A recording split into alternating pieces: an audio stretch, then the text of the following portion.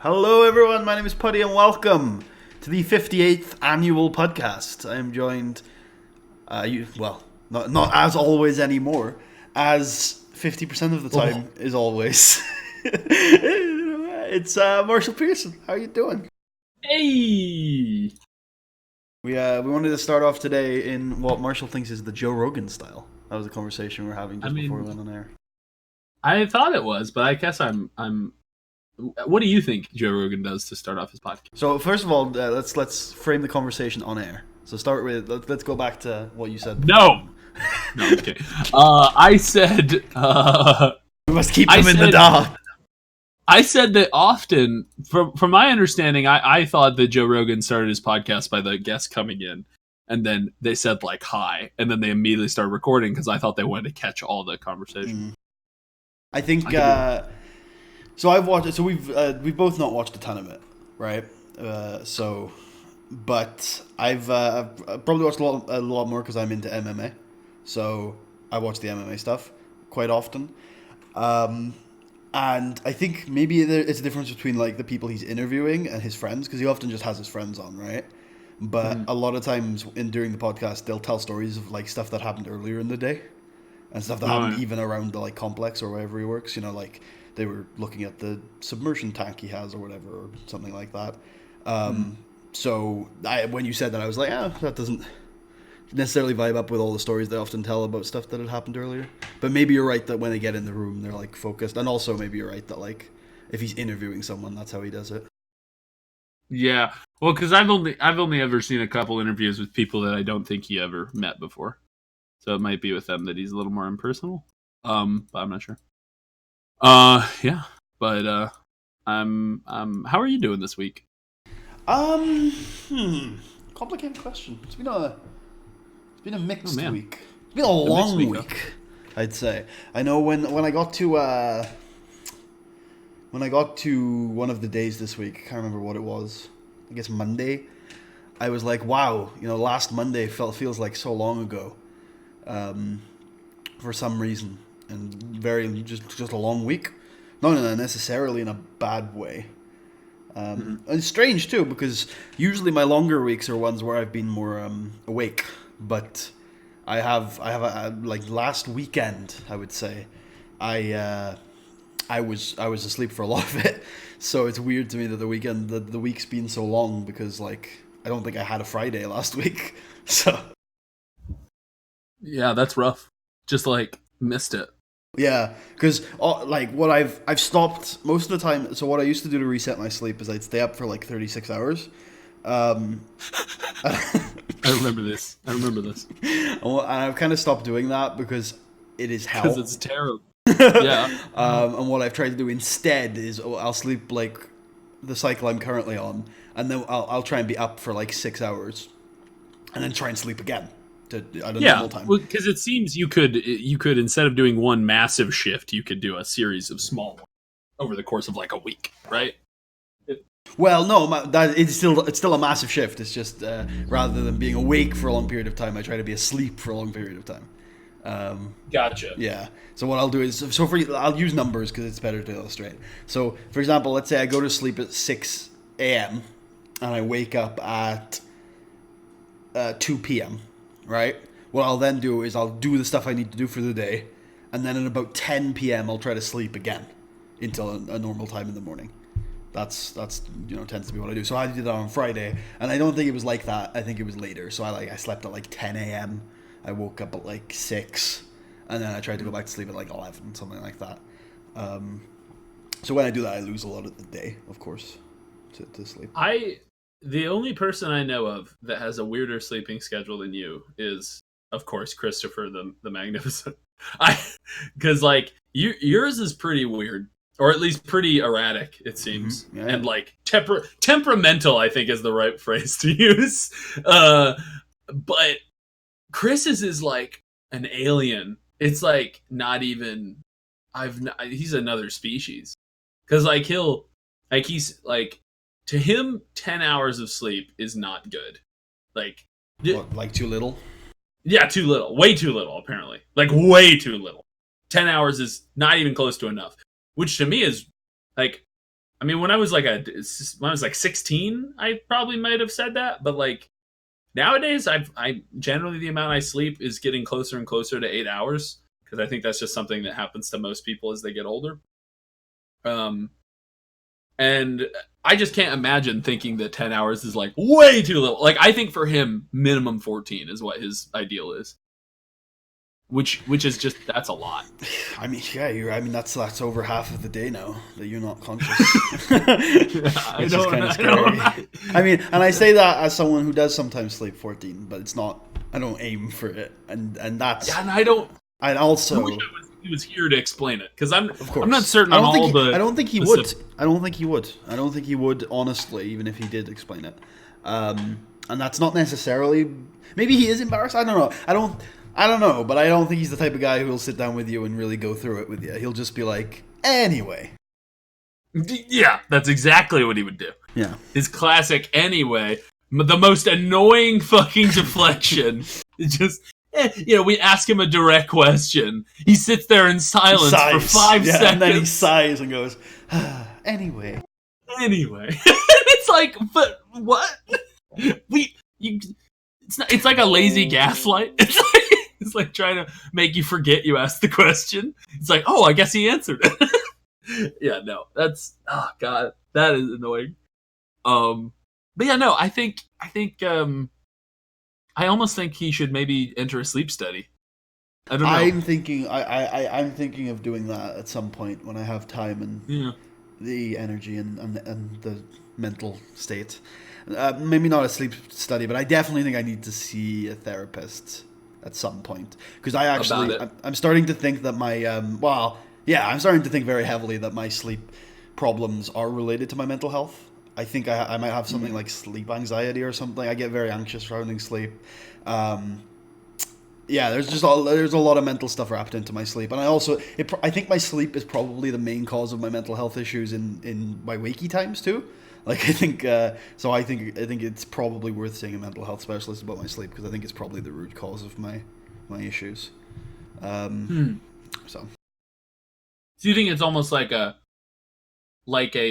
feedback loop where your mental issue, some of your mental health issues cause you to not be able to sleep, and then your lack of sleep or your sleep issues cause you to have more mental health issues? Is that the idea? Yeah, that's probably a good way to put it, for sure. I think it's rough. Yeah, you gotta break out of that.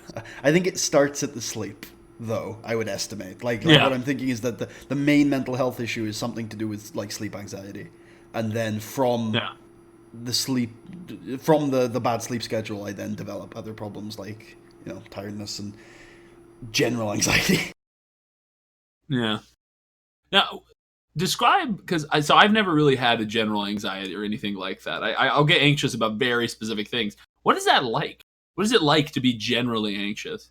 It's really debilitating. I'll say that, because like sometimes there are 3 stages, I would say, of my anxiety. The first one is there is something that's going to go wrong that I know is wrong. There is a problem in my life, and I can't concentrate on anything else. Right? There's a problem in my life, and for various periods of the day, I can't get anything done really in my head, because my head is just stuck to that problem. Then there's the second thing, which is my brain has come up with a problem that doesn't really exist, and that's taking up most of my mental health, my mental space, is worrying about this problem that isn't really a problem, but it could be. In theory, logically, in the next kind of couple weeks, this could be something that goes wrong. But I don't have good evidence to support this, but my brain is telling me that it's going to happen. And then there's the third stage, which is my brain doesn't even come up with a problem. I'm just anxious in general. Like, I just think everything is going to go wrong. And like, I don't, like, it's not, and that's the weirdest part. And that's the weirdest one for people to understand, I think. Because in that case, there's not even a fake problem. I just have this kind of feeling in my stomach and in my head that's like, there is something going wrong, and I have no idea what it is. And it's kind of like that. I mean, if I'm wrong, tell me. But it kind of reminds me of that feeling. The closest thing I've ever had that's like that is like that feeling that you forgot something when you're on a trip. Is it like that? Absolutely. Where you're kind of like, you don't know what it is, but you know there's something missing. Yeah. It's very similar for sure. And then you spend a large portion of your day just worrying about it, and it's not helpful. Yeah. So it's almost like you just feel like something probably should be wrong if it's not. There is one benefit to it, I will say, and it's quite a big one professionally, is that when everything goes wrong, you're the calmest guy in the room. Because you've expected it, right? Like, I've been told in a professional environment that in crisis, I'm very useful because I'm very calm. And I tell everyone, like, there's no point, worrying about this. You all expected this to go wrong, right? You've all been worrying about this for the last, 6 years. You're like, I don't know why you're worried about it now. Yeah. I'm already worried about it. I've done all my worrying already. Like, that's the thing about anxiety that makes you feel like really... It's almost a relief when it goes wrong. Yeah, I wouldn't go that far, but like... Well, I would just describe it to my... the reason I said that is, like, when I'm anxious about something, whether it goes well or goes poorly, I feel relieved after it's finally over. Right? That's fair. Like, if I'm anxious about a test, and I do the test, whether I do well or do bad, I feel way better once the test is done. And that's what always feels stupid about it after the fact, and even just generally. And because you feel stupid about it, it leads to the self-loathing loop, is that, like, often the actual thing is usually fine. Very rarely am I sat there like, well, this has gone really badly. Usually, even if something goes badly, I'm like, well, let's fix it. So that's why... Oh, my burgers are done. That's why... Flipping burgers on the podcast! That's why afterwards you're like, oh, why did I bother worrying about this? And it feeds that self-loathing. And then you're like, well, if I worried about that, there's clearly something wrong that I should be worried about. And it's just a terrible loop. Just gets worse. Yeah. That sounds awful, yeah. And so you think maybe, yeah, it'd probably be good to talk to someone about that. Yeah, no, I'm with you for sure. Have you ever been to a therapist before? No, never. Which is why have you ever been with the rapist before? A what? The rapist? Pardon me? Have you ever been with the rapist before? Which rapist? It's just because it's therapist. I'm aware. Anyway. Which is why I try not to throw out too many like medical terms, because I'm not diagnosed with anything. Like, I might be fine, but like, I mean, there's clearly something wrong with me, but I might be fine medically. So yeah, that's why I try not to throw too many terms. But no, I haven't spoken to a professional. I don't know. There's something. There's something that functions about me. Like I said, I get in professional environments. I'm quite well. There's something that functions. I'm quite well regarded in professional environments, and stuff like that. But there's definitely problems there. And all of it's. Hey, I mean, you always seem really high functioning around other people. Yeah. So I think you're pretty good at the very least of keeping an outer shell.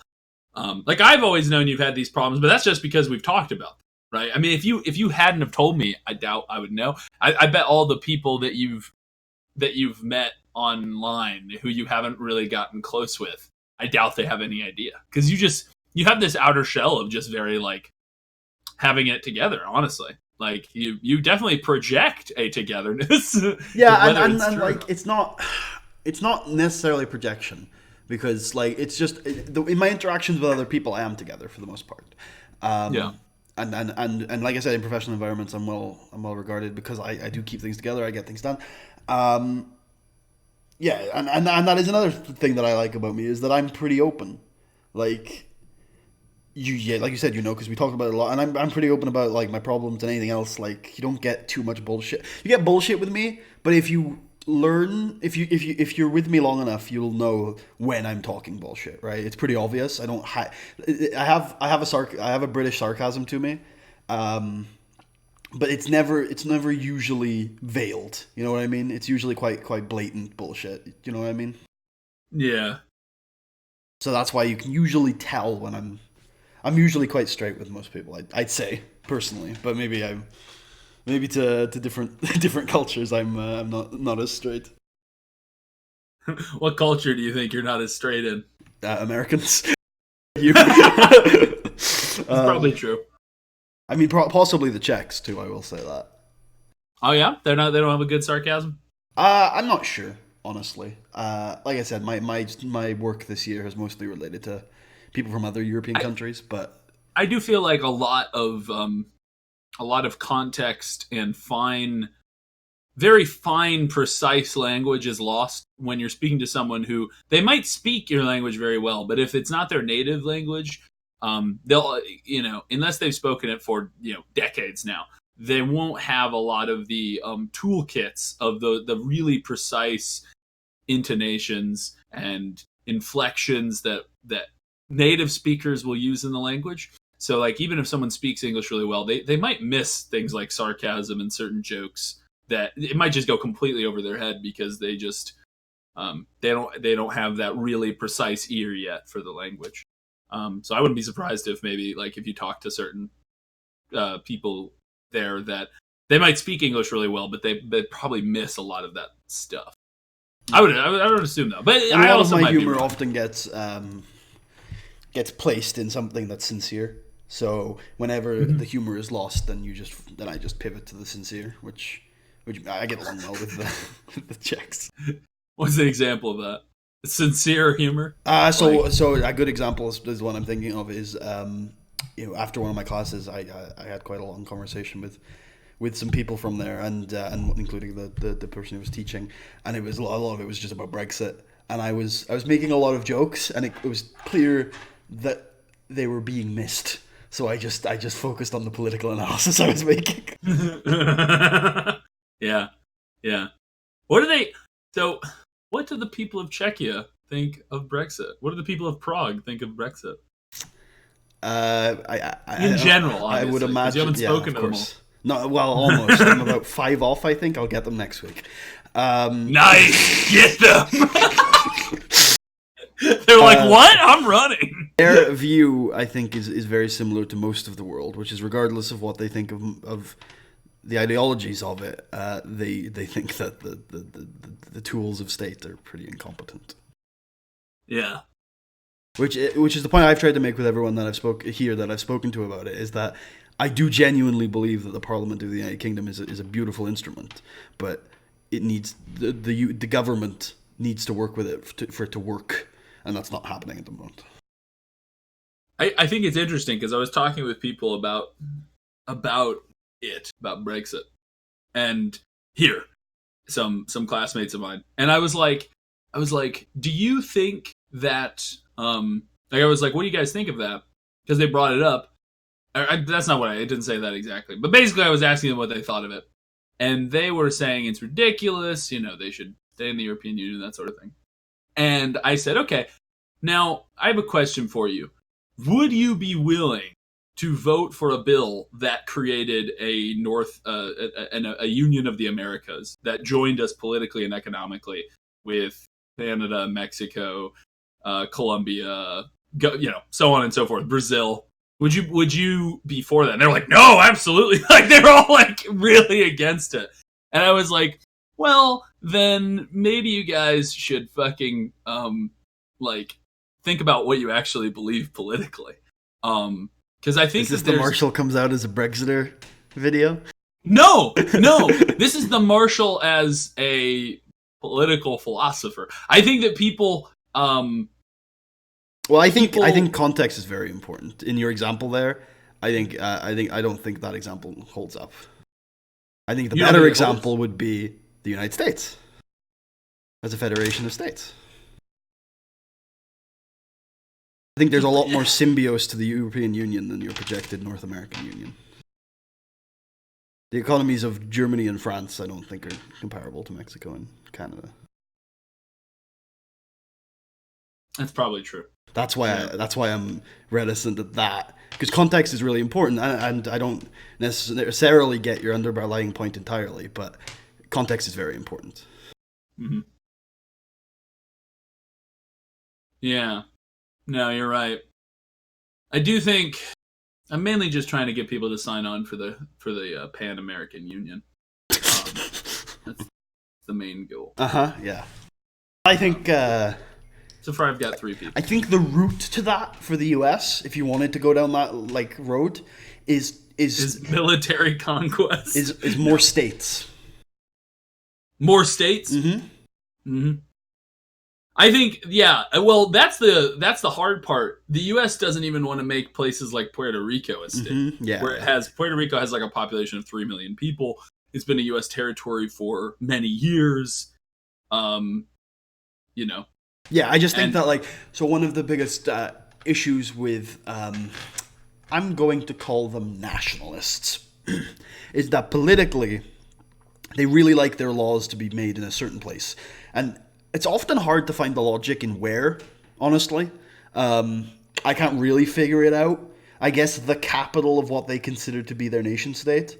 So the people, if you want to go down that route of like a Pan-American Union of some sort, I think saying our base level system here politically is going to be the system the system that you seemingly hate. I mean, most Americans, especially on the center right, seem to hate the state that they like, the actual government, the government. Yeah. But let's say you like it because you prefer it to a supranational government.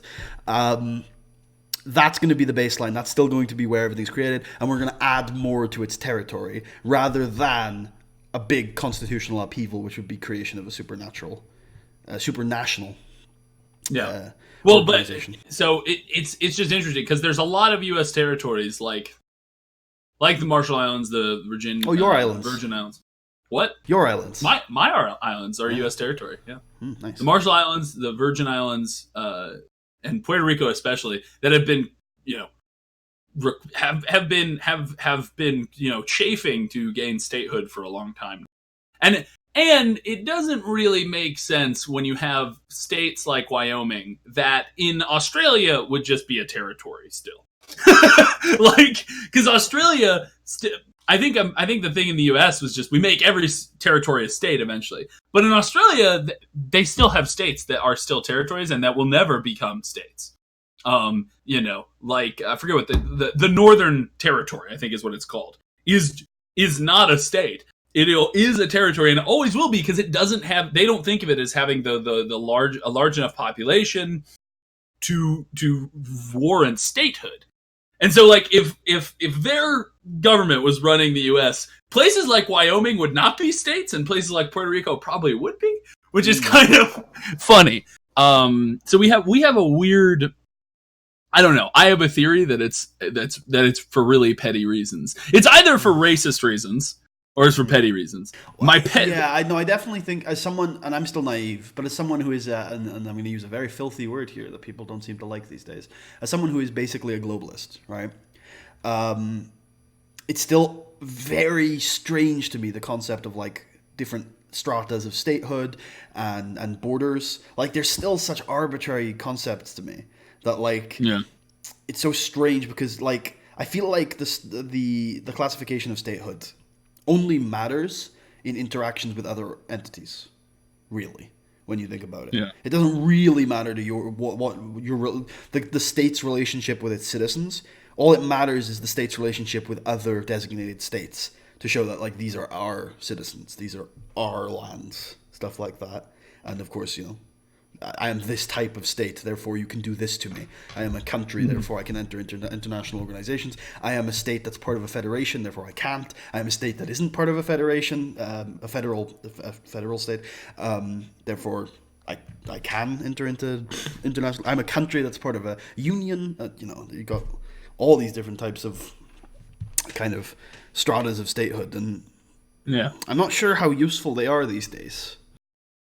I think the two cases with the Puerto Rico shit is, like, you either don't want Puerto Rico in because it would bring more Latin Americans, culturally and ethnically Latin Americans as citizens into the. I mean, they're actually already citizens.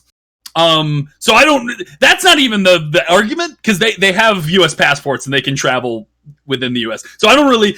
So that's not even part of it. It's just they don't want them to have a state. And then the other thing, you're doing a good faith thing of assuming that the people in that end of the argument are very educated. How do you think people on that end of the argument necessarily know about the state, the citizens? I mean, they might not. They might not. They might think that territories don't have citizenship, or voting rights, but they have both. So, although their voting, it counts for shit, right? Compared to the state, because they don't have senators. So they can vote in the like the presidential election, but they don't have nearly as much influence as someone who lives in a U.S. state.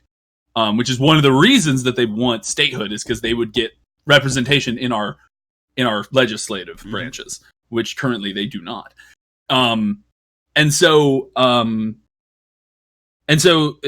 it's either that, but I also think there's a petty reason why, and that is 50's a round number.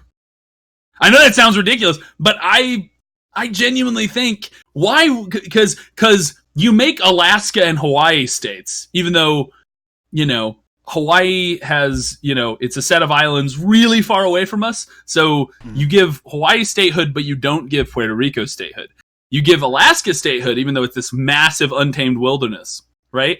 So clearly, in my view, that is to get up to a round number of 50.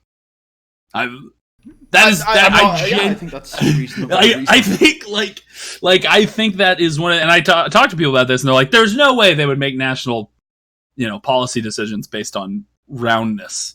And I'm like, I absolutely think they do. I absolutely think that is one of the motivations for not making these U.S. territories that have been U.S. territories for many decades and who have, Well, I think if you are the Illuminati, you would definitely look to make things pretty, for sure. Yeah, round numbers. Nice round numbers. So they're gonna wait until they can get it to 100. They're gonna build up enough U.S. territories until they have 50 more, and then. Speaking of the Illuminati, I finished Deus Ex Human Revolution last week on stream. So we're done finally after. How many years of trying to play that game on the channel? It is all scheduled. 37 decades. It was. When was the first time you tried to make it? I don't remember. I was hoping you might remember. I don't remember. I wonder if that. I want to say it was videos after. Are still on the channel somewhere. I want to say it was after you finished Red Dead. Was it? Was it? I could have sworn it was before then. Because New Vegas started. While Red Dead was ongoing. Yeah. So and I think I tried to play Deus Ex 3 on my channel before I started New Vegas. You think? I think so. Huh. Might be. Do you still have those old Deus Ex videos? Maybe on my old PC, but I'm searching the channel. Yeah. Oh, I found a channel. So one of the attempts was June 2015, which was very close to what you were just predicting. But I don't think that was the first attempt. Oh, yeah. Yeah, it could have been multiple. I remember one of them. Yeah, okay, yeah. Interesting. Then, are up. What? There are 6 episodes from that failed attempt. Up. They're private, but they didn't used to be. They've got views. They were clearly... They're clearly up at some point. So it's interesting. No, you definitely started uploading some of them publicly. I remember that. And then you took them down because you couldn't finish them, and you got you were like, well, if I can't finish, I'm taking them down. Which I kind of agree. At this point, I realized that way too late, far too late. That I think the ideal thing to do is like my new rule for a series. Is you record 10 episodes at least before you upload a single one, just so you know that you are passionate about the series and you're willing to take it all the way. Because too many times we've had this conversation a few times over the years. Yeah, I mean, too many times that I've and you have uploaded like 1 or 2 videos and then we realize like, oh, we're either bored of this or too busy or whatever, for any number of reasons, like we just completely stop and then the series dies. And that's really a shame when you just have a bunch of started and dead series on your channel that and it's way too common in the scene, not even with smaller YouTubers. Some big YouTubers do it, and that gets less and less the more you do it. I think the more you do YouTube, because you get to a point, at least if you're in the mindset that I have, and I think you're similar, is that you get to a point where instead of doing that, what you'll do is you'll be like, oh yeah, I'm going to do this, and then you'll wait a month because you're like, will I do it? And instead of uploading videos and quitting halfway through, you just never do it most of the time, right? And by the time you actually sit down and start a series, you've done pre-production on some stuff. Like maybe you've made graphical assets. Maybe you've played through the game a couple times because you want it to be a well-informed playthrough. So because of because we've had a history of doing this, we now are at the point where if we are sitting down to actually start production on a series, there's probably been enough pre-production that we're pretty sure it's going to go the distance. Not always, of course. I used to be of the mind, when we last had this conversation, or at least one of the last times we had it, I tried to tell myself, like, I actually think in terms of Let's Plays, non-topical content, like evergreen content like Let's Plays, I would rather finish the entire thing before I started uploading a single video. Sometimes what you lose from that is feedback, of course, but it's gonna finish. I'm at the point now where I'm more confident in myself that if I start something, I'll probably finish it. But on the other hand, I could go down that route, because what I could say is I can make the videos, and I won't upload them till it's done. And I would still get feedback because I'm streaming now. So yeah, you can go both ways with it. I'm pretty certain. I mean, I uploaded Deus Ex 3 when I was a couple sessions deep, so I certainly didn't finish it. But Deus Ex 3 is quite a small game. One of the main topics I wanted to talk about today was what I'm playing next, because I'm still a bit apprehensive about it. But if oh god, what is it? It's this porn game called Putty's Porn Adventure. It's created by Putty's Porn Palace Studios. No. It's like, how far are we going? How far are we going through this? We'll stop that there. No. We'll draw the line here, no further. No, but is there really a game you're doing next? Well, I do have a few minds, but I haven't started it yet because I wanted to have this podcast, because I wanted your feedback and I wanted it live on here. Oh, great. Yeah, but this is a surprise. I didn't know. When I want to finish talking about Deus Ex before we go on to it, but I'll mention it briefly because it's relevant to the conversation. Is that the prime suspect is a big JRPG, I'm talking maybe 100 hours. So you're talking like 40 weeks of streaming. 40 sessions, so it wouldn't be 40 weeks, but like 40 nights. If they're half-hour parts, that's.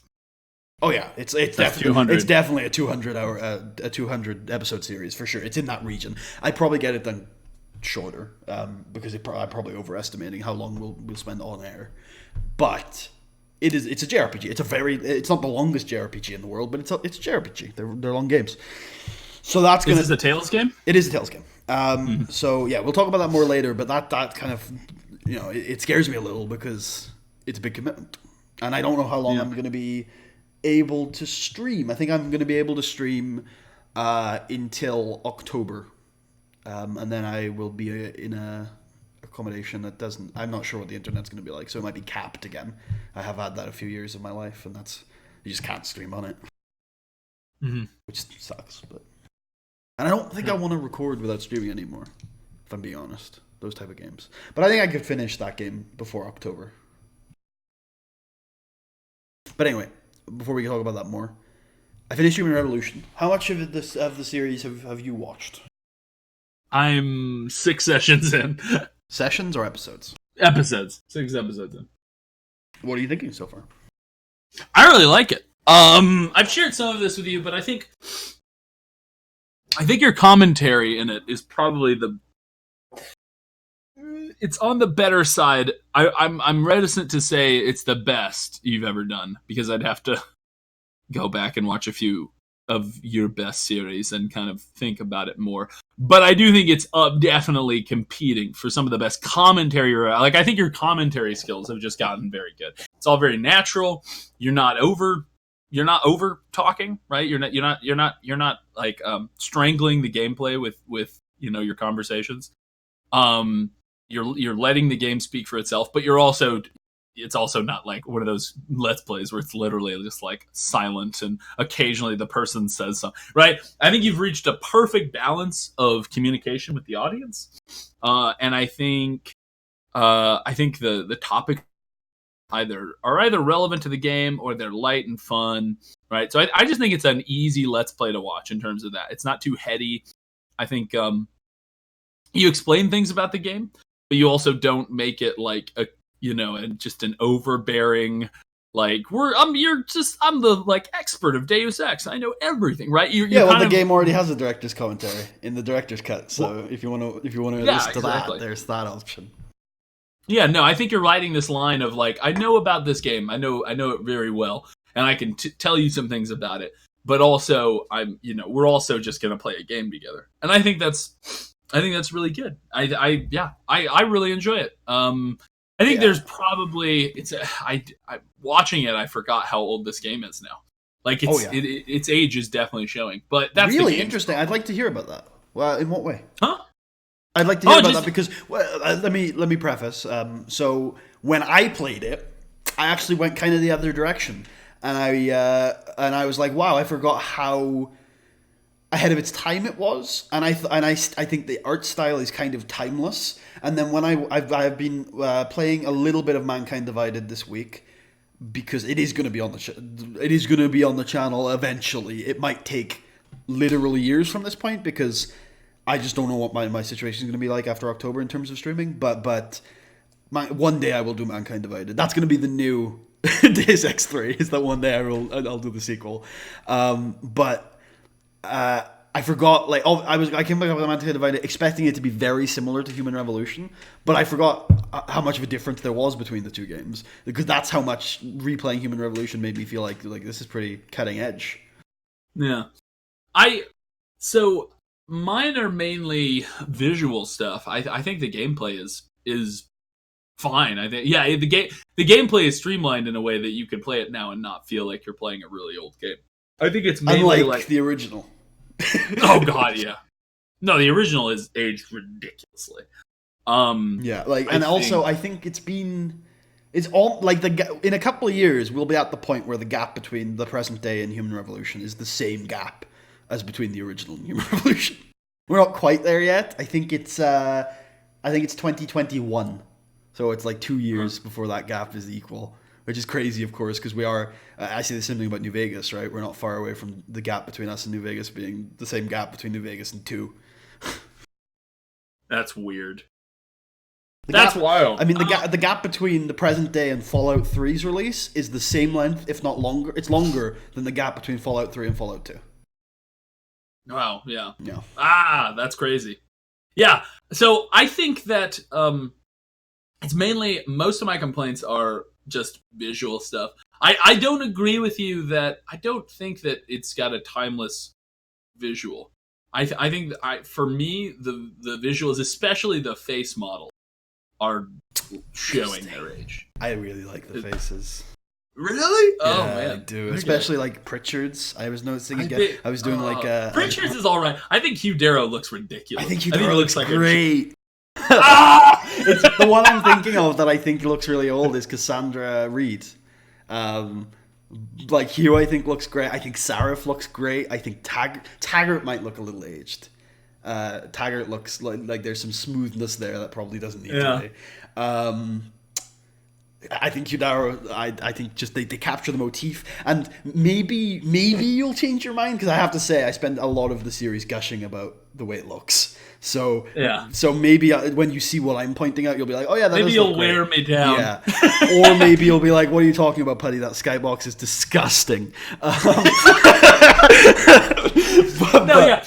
think it's mainly just very my own. And of course, when I'm talking about the art style, a lot of it is not the people. It is the locations. I think it just captures mid dystopia. Like between, it's not quite... I will say this, and in terms of design, if that's what you mean, I think I really like the color palette they use. I love the color palette of Deus Ex. Interesting, because I actually, one of my main criticisms is that they just use an absurd amount of orange everywhere. It's a little better in the director's cut. I kind of like that. I do too. I kind of like how much orange there is. Very Square Enix at times. You can definitely tell the influences, especially with like Eliza Cassan. God, we're Eliza Cassan is. Yeah, she looks a little goofy sometimes. Yeah, I mean it's very Square Enix. That's all I'll say. Yeah. So yeah, I mean I think clearly we have some differing opinions on graphic. We're both colorblind. So yeah, it's worth putting out there that our eyes are not necessarily a creative's eye. You can probably bring a fully competent person in. No, I think that definitely the graphics are better than most games that were probably released in 2000. Right. Yeah, I agree with that. I also would like to. I think it's worth pointing out that the director's cut did do work. With the graphics, and I do remember the original Human Revolution. I thought looked really dated a few years later. I remember that's why I came into the game expecting it to be really dated. But I think the work of the director's cut kind of pushed it to that enough for me. Also, worth pointing out, I don't play a lot of new games. I think that's a fair thing to say. Like, over the last, 10 years, I've probably played, 10 to 15 not 10 years. 2014, I'd say, is when I started not playing new games. So I haven't played Witcher 3, I haven't played Red Dead 2, I haven't played God of War or any of those games that are apparently gorgeous. I do think we have. Oh, I go on. Yeah, I do think we've reached. Speaking, this is a slight off topic, but I do think we've reached a sort of plateau in graphics, or if not a plateau, diminishing returns. Because me and Chris had a conversation about this on the Borderlands streams, actually, kind of in this direction. If you look at the graphics, if you looked at a picture, and we could probably do this right now, but if you looked at a picture of a game that was made in 1970, compared it to a game that was made in 1980, huge difference, right? Yeah. If you look at a picture of a game made in 1980 and 1990, huge difference. 1990 to 2000, huge difference. 2000 to 2010, massive difference. 2010 to 2020, we're not there yet. We don't know. We're not there yet, but we're very close. I think part of this is that we're not playing new games, right? Because but I've seen that. I hear that the characters in Red Dead look fucking real. In Red Dead 2. You can go look. Yeah, that's a good idea. But what I will say immediately to support your point is that the big graphical update from this generation to last generation was ray tracing for hardware. And I just think it's nigh pointless. This is another topic where I think we could bring on a guest that we know and have a different conversation, because I think Charles could come on right now as a game developer who really supports ray tracing. I've heard him talk about it. He's very passionate about it, and he could tell us how important it is. And have especially I think he's talking about mirrors and reflections, that the future of those is very bright with the ray tracing technology, and talk about how important that is. And I think that's fair. What I will say is that regardless of how much progress, we can agree or disagree on how much progress graphically has been made. What my point with Chris the other day, and Chris agrees with this, in the Borderlands stream, is that I don't think the money should go there. We were talking about how large game studios have overspent on video games over the last 10 years. Tomb Raider, our main example, it sold 2 million copies and was a financial failure. Is that what studios are doing is that they're pumping their budget into things that I don't think matter, like graphics, making these small worlds more and more graphically intensive, without making sure that you can run them at a reasonable frame rate on consoles. And I pointed out that one of the games that I think did use its budget, its technological budget, not to make it this amazingly not to make strides forward graphically, but to enhance the genre, was Detroit Become Human. Because in that game, it took okay, this is what the graphical standard was last year. We're not going to push that forward. Instead, we're going to keep that and expand how much work we're doing to make the story branch, right? Because one of the biggest problems with branching stories in AAA games is that they just cost so much. They're not actually, you have to make a lot of assets, shortcuts, resources, and kind of.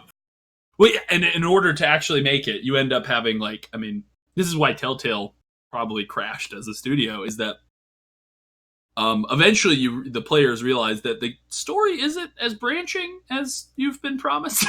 Yeah, which is why it's pretty much goes to the same place no matter what you do. And Telltale either couldn't or wouldn't use the resources to fix that, and that's why. And I was talking to Chris, and obviously we had the discussion that the Telltale genre wasn't created by Telltale, but they very much created a mold, a particular type of game in that genre that people then followed. And it's kind of an interesting irony that the Telltale genre, in quotes, became mastered after, like, by other companies. And with I think Detroit Become Human is a big example of that. And I think Life is Strange and Oxenfree. Life is Strange is way better, than I think. Have you ever played Oxenfree? Oxenfree? Mm-hmm. No, it's an indie game, and it's not quite in the same mold because it's kind of like a side scroller, but it's very story driven, and and I think again whenever I watched because I watch a lot more games than I play these days. Whenever I watched that, I was like, wow, this looks a lot like Life is Strange, not Life is Strange, like a Telltale game, but like it actually matters. You know what I mean? And I think like I said, and with Detroit Become Human, the reason why I mentioned that specifically, and Life is Strange kind of falls into this. It looks pretty good. It's pretty high quality in terms of assets, but I think Detroit more so. It's a AAA game, and they spent their budget. Ooh, Marshall's muted. Hopefully, he still hears me. It's a AAA game that invested its budget into enhancing the genre, and I think that I wish more companies would do that. And let's take Marshall's premise that graphics aren't advancing at the same rate that they did 10 years ago. I wish companies could focus on two things. One, enhancing their genre, and two, getting the things to fucking run at a playable frame rate. It is 2019. Yeah. Why are the mainstream consoles still running at 30 frames per second? Yeah, no, that's wild. I agree. I think in general, you want to focus on, I think getting it to 60 frames per second. And we shouldn't even, like, it's 2019. I know you have to, and I'm not like dissing your point, but it's sad. It's an indictment on the games industry that we're saying that getting it to 60. We shouldn't be saying that. We should be saying getting it to 120 to 90. Like 60 is the bare minimum these days for me. Bare minimum. Yeah, I think you get your game to 60 FPS. Make sure it releases playable, and those are two basic problems that That's a very low bar that almost half of the games coming out are tripping over. And in that same vein, get your fucking controls right. Like, The Last of Us. That's the name of the game. The Last of Us, very close to being a missed classic, I think, because the controls suck. I think if it wasn't as good as it was for most people, again, not played it, but in the opinion of most people, I think it would be one of those games that what could have been? Because it only came out on console, which means you have a very limited control range, and they sucked. They were terrible. They were terrible controls. Yeah, I think you have this issue where it's like, that's another thing. I think most companies do not spend nearly enough on QA, which they really should. Like, most of these games, maybe they go through whatever process they are going through needs to be more extensive, because you have just so many massive bugs that are coming out on release. And it seems to become like it used to be. If you had a game with a ton of bugs released in 2005, you would have been crucified, right? Mm-hmm. And now it's just kind of like, well, of course it does. It's a game. Like, you know what I mean? It's like people have set up a tolerance for it and are much less willing to actually be upset if their game is incredibly buggy and has a ton of problems. Like you said, I don't play as many new games either, but I've just been listening to people's reviews of newer games that have come out, and that's like, that comes out, and that problem comes up in almost every single game. Yeah, that comes out. And for a period, I think it was getting better, but it almost feels like happenstance now, right? Because if you look at like the Oblivion through Fallout New Vegas era of Bethesda, for example, those were awfully buggy. And then they came out with really Fallout 4, and it wasn't too bad. And it was like, oh, they're getting better. And then, then they came out with Fallout 76. Yeah, and 76 is the biggest example of what you're talking about. Trash pile. Yeah. And I think in terms of bugs, especially. I think obviously the reason why this is happening, in the most part, is because patch culture exists, for one thing. Yeah. And also, I think it's another part of what I was talking about. Companies are focused on flashy budget investments, right? Rather than substantive budget investments. It's kind of like, because it's difficult to explain to a player how, okay, we spent most of our budget hiring writers to make sure that our story... I actually think that's very easy to explain to a player. I think it's difficult to explain to an investor. To a what? An investor. An investor? Shareholder. Yeah. Mm-hmm. I think it's very easy to say to the players, okay, we spent all our budget on gameplay, we spent all our budget on story. I think that's difficult to say to an investor because they can't put that on the advertisements.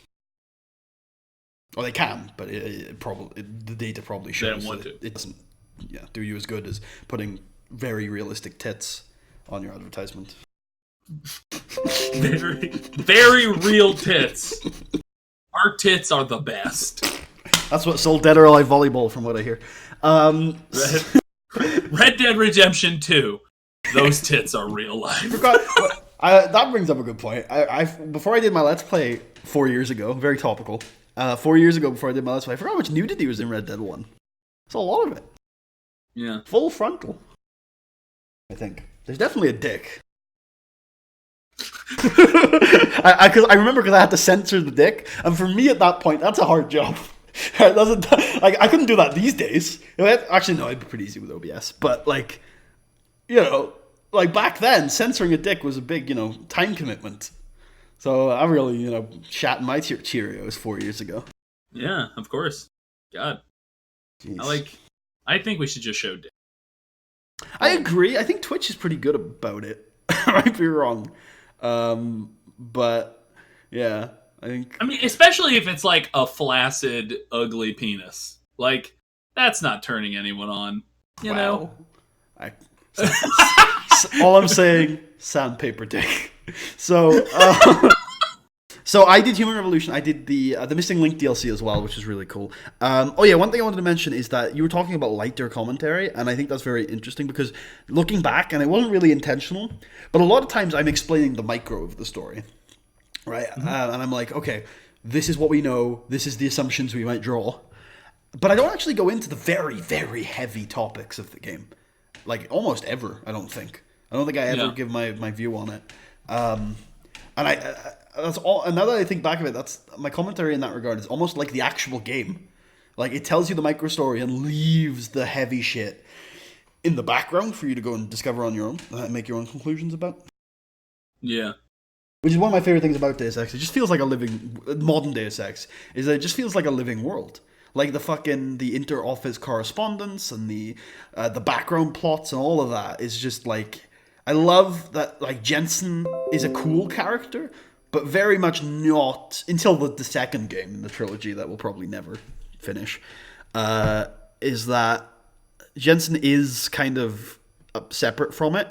So you don't necessarily, it's not necessarily a game about all of the wider geopolitical stuff. But you can find it, like, you can find books about, I gotta turn off notifications. Do you know how to turn off Chrome notifications? No. I've never had to do that. Oh, I can just mute Chrome. I feel like that'll work. There you go. So, what a pro. Thank you. It probably won't work, but let's try. What do you mean Chrome is not my volume mixer? What do you mean? I finished my thought. So, I really like that it just leaves that for you. It's very much 2011 was a golden age for video games, dude. Golden age. Like, there are so many, like, and I'd say 2008 to 2011, maybe 2008 2012, that kind of era. Yeah. So many, like, Deus Ex Human Revolution, I don't think, in terms of what it did to that franchise, and I say this at the end of the series as well, I don't think anything has matched it since. Like, that and the original Borderlands, like, just breathed life into a franchise like I don't think much has ever done. Yeah, so you're basically saying that specifically what they did for the franchise hasn't been done before. Is that what you mean? Like, no, since mainly is that, like, it took a franchise that Yeah. So with Borderlands, of course, it's probably the freshest new IP in a long time. I don't think anything since has really hit as hard as the original Borderlands did. And also, it's worth taking into account the context of how barren fresh IPs were at the time. And the same thing with Human Revolution, where it was like, if you were to tell people they're making a new Deus Ex game in 2010, they would be very pessimistic. Very, very pessimistic. And then they came out and they nailed it. They nailed it. And I just don't think anything's kind of happened like that before. The stuff that's been good, you've kind of expected it to be good. You know what I mean? And indie games have taken off a lot since then. But outside of Undertale, I wouldn't say any of them really had that kind of masterpiece to them.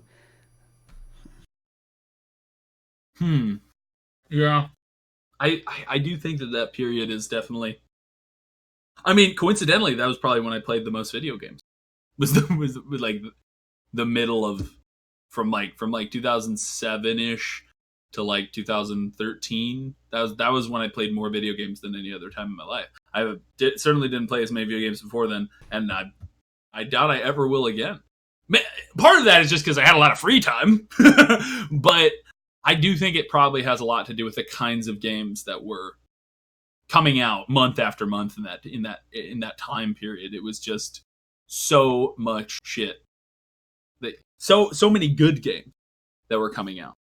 I know you don't like it, but also Portal 2 came out in that time period, and I don't dislike it as much as I think you think it. I do.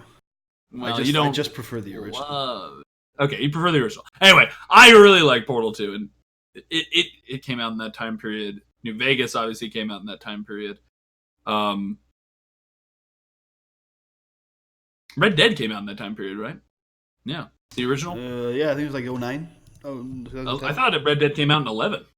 No, it definitely wasn't that late. I was very young. I was, let's have a look here. 10, so in between. Okay. Wow. Anyway, yeah. So yeah, no, that was a fantastic period to be someone who played. Well, I was, that was a pretty intense time for my video game playing for sure. But I definitely didn't play as much video games as slightly before that, and now streaming again. It's been one game so far, but streaming again has definitely made me play a lot more, and I think it's going to make me play a lot more than I have done in the past. So I'm excited for that. But yeah, that's great. I think my only problem with video games right now, I mean, I have a lot of problems with video games right now, but I do think this latest generation of consoles has been so terribly handled that it's and also the PC gaming scene at the moment is a bit of a mess, not gonna lie, because of the launcher wars that has been happening. Yeah. With what's it called? Epic's client. What is the name of their client? The Epic Game Store. Is that just what's called? That's what it's called. Yeah. Yeah. I think. Actually, you know who made a video about that? Who? I can't think of his name. Many Peters made a video about the PC client wars. Yeah, that was probably the biggest topic me and Chris have delved into in the Borderlands series, in the Borderlands game so far. For obvious reasons, it's very pertinent to that franchise at the moment. Yeah. What were Chris's thoughts on it? He doesn't like it. He doesn't like the Epic Game Store, and unless I do, I don't think he's gonna buy it on PC, on the Epic Game Store. So yeah, so I personally am of the thought that, I mean, I'm not against the idea of more clients in general. I mean, I don't know what my conclusion was at the end of it.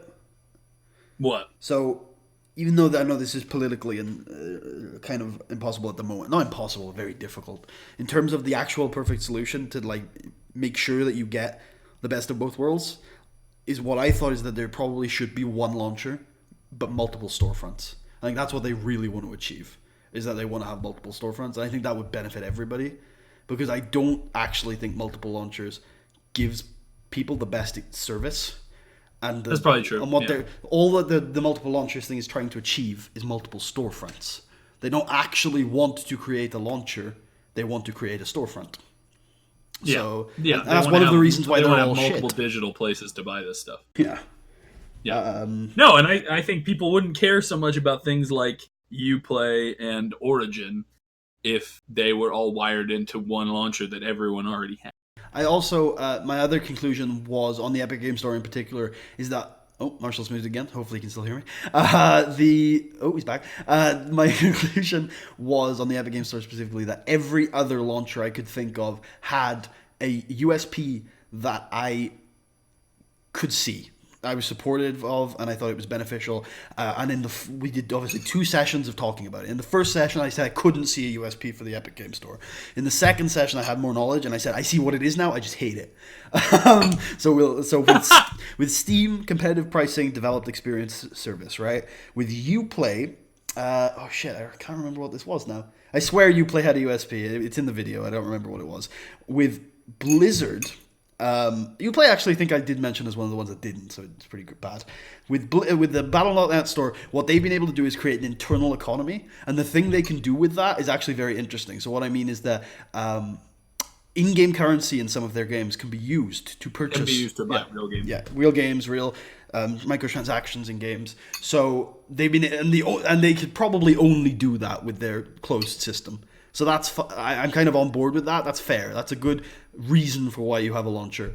Origin, look, some people, you can have mixed opinions on it.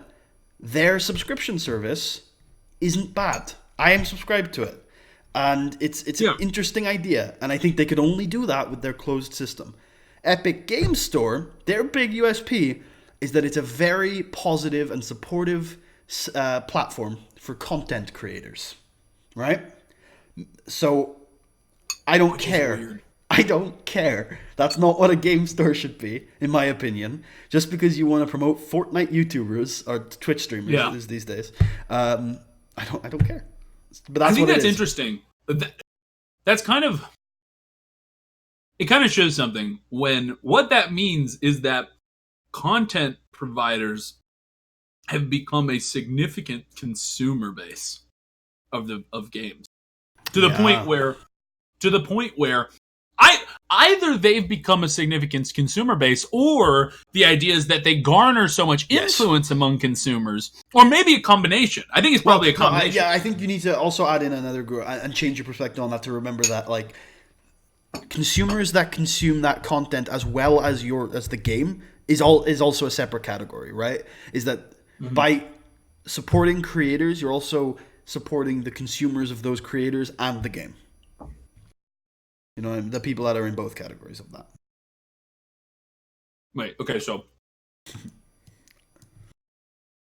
repeat what you just said, because I'm not sure if I fully understand it. So the category of people that consume both the game and the content to do with the game.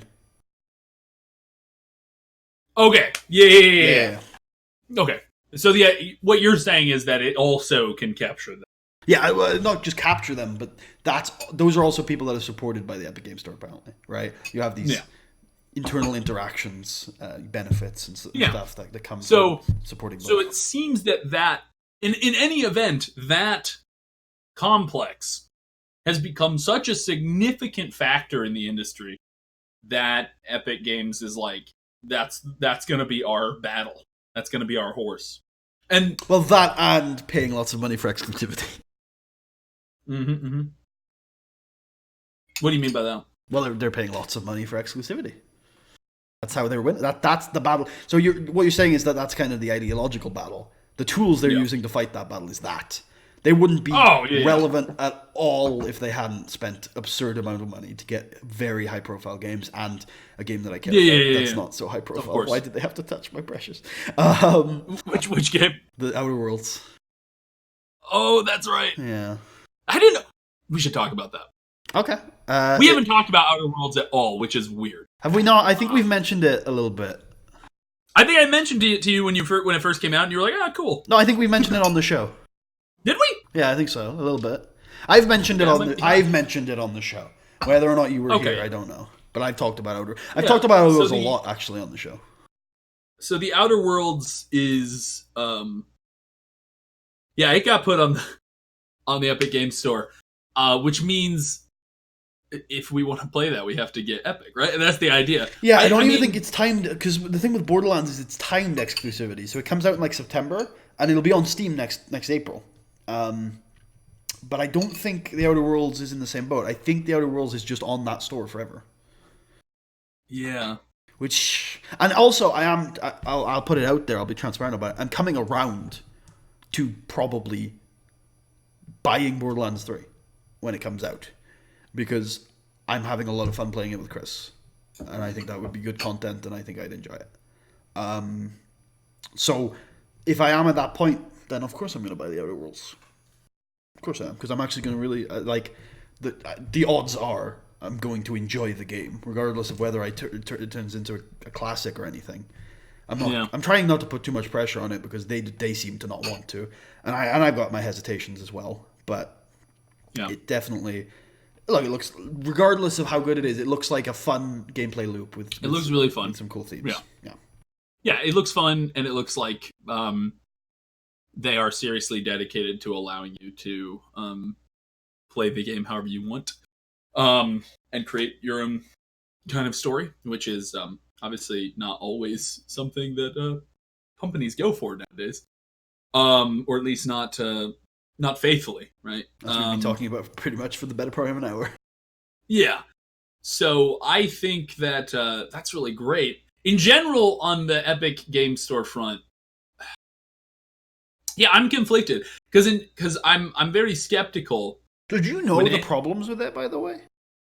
Wasn't it that wasn't it that they were that they like people couldn't get on? What was the problem? So yeah, you got some outages. The DRM is pretty invasive. I think there's a lot of always online stuff. They only just added like an offline mode, I think. The pricing isn't competitive. Like obviously, Steam has set an expectation now on PC pricing.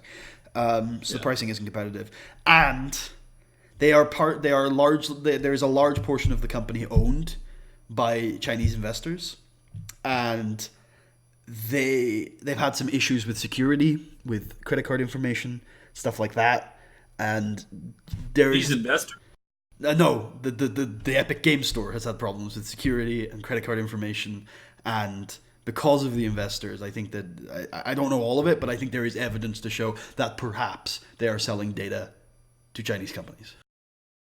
Jeez, that's not good at all. I didn't hear about that. Wait, no, I don't think I've heard about. I just heard that that it was kind of a shitty service. I've definitely told you about the Chinese investors thing, you specifically, but you forget things. You're old now. Yeah, I'm old now. Good old man.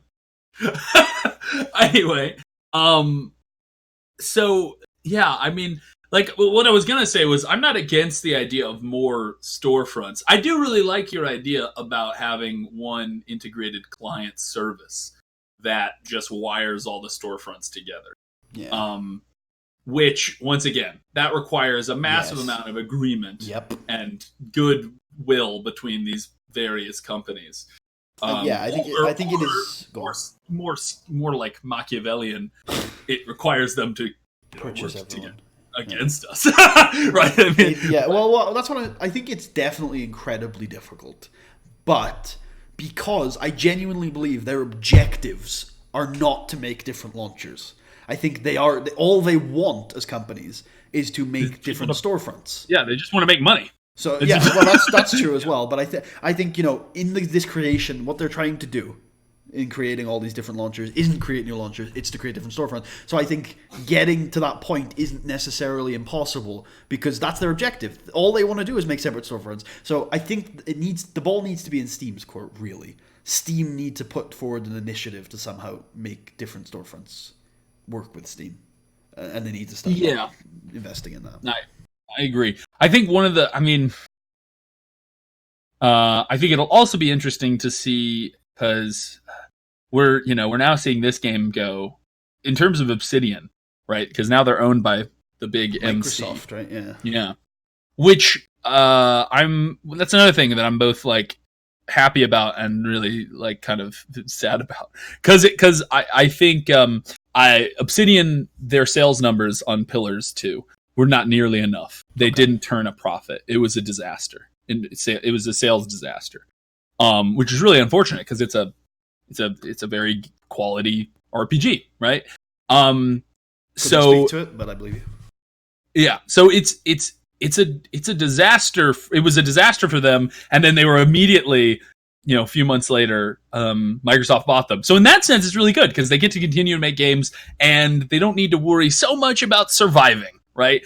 But on the other hand, it's kind of sad because I do think that being independent allows you to have a lot more control over your games, right? And of course, Microsoft is gonna, their spokespeople are gonna say, you still get to make the games you always made, but that's obviously not true, right?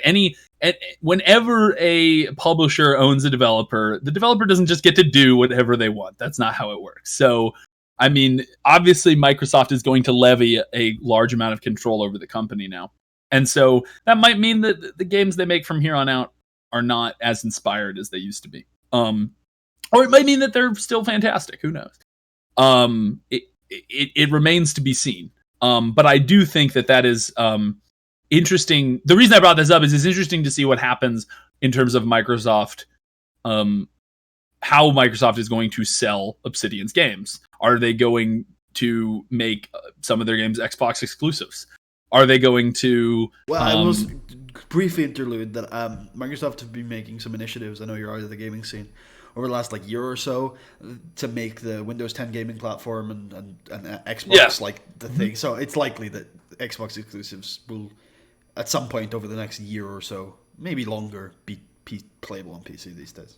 As long as you're not using... They're trying to wire it in Linux or so you have like one... Yeah, the idea is you have one Microsoft account and you can just play... games on between the Xbox and the computer. I think is that the idea. As long as as long as it's Windows, because of course Linux is getting more and more popular every year. So Yeah, is it? Oh yeah. I mean, I agree with that. I like Windows 10, but I still would prefer to be on Windows 7. And Windows 7's dead now, right? Like it's soon they're stopping support for it. It's like maybe already, but it's either already or it's like very soon. So wow, that's quick. No, it's not. It's the longest they've supported. Feels quick. Really? Yeah, I think maybe XP is slightly longer. I thought they supported XP for a really long time. They did, but they also supported 7 for a very long time. Yeah, Vista's been out of support for like 7 years. Oh. I think 8 is actually going out of support at the same time as 7. Well, to be fair, that makes sense. I don't know who preferred 8. No, I know people who prefer a modded 8 over 10. Because 8 had like slightly more that you could do with it. They hated vanilla 8, but 10 just has too many locks on things. So they can fuck with 8, but they can't fuck with 10. That makes sense. Well, they're fucked. Oh yeah. I think you can spend a lot of... Linus Tech Tapes made a video about this recently about like there are contingencies. Like if you have like the pro version, you've got 2 more years or something of support. Or of course, you could not go on the internet with your Windows 7 computer. Be free from viruses then. Nice. Yeah, I don't know what's going to happen with... I'm on 10 now, for better or for worse. I'm not experimenting with other OSs yet. Not quite yet. Yeah. I dual booted SteamOS when it came out, but I think I booted it like twice. So I don't know about that. I don't know. From what I've looked into Linux, it looks like a little more work than I want to put into. Well, it depends on your skin, right? If you can, like, maybe it's like startup work. I think eventually it becomes... The problem is when you have incompatibilities. That's when it becomes a ball ache, I think. Yeah.